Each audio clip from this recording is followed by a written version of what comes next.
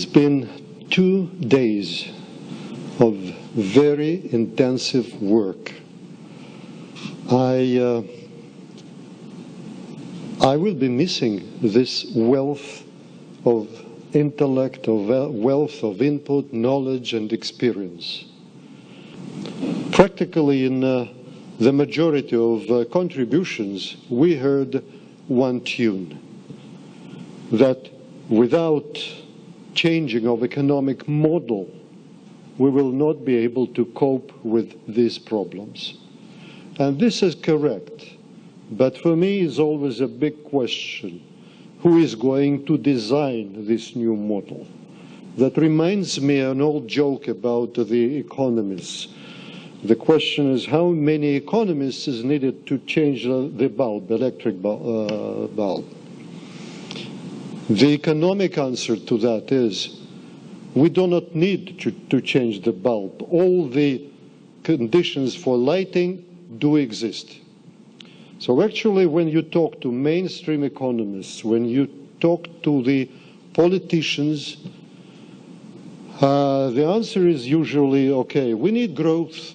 Without growth, there will be no jobs. Without growth, there will be no fight against poverty.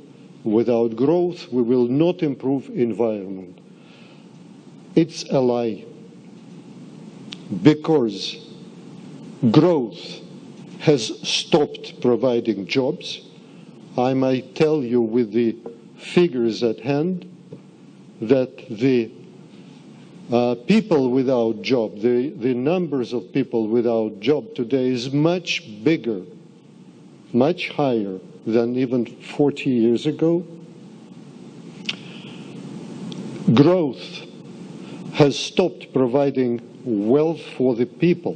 It has stopped to contribute to the digging people out of the poverty. We need totally new thinking about economy.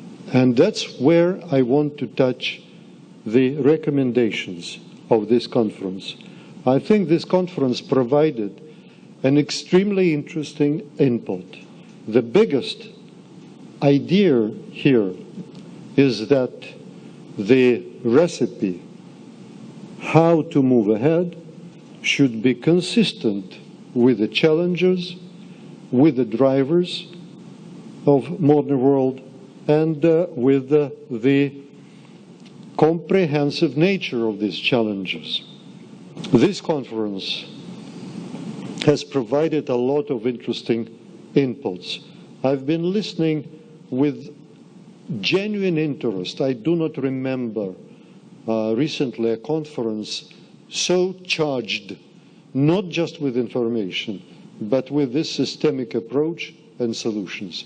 Everything will depend now how we deal with what we got because of this conference.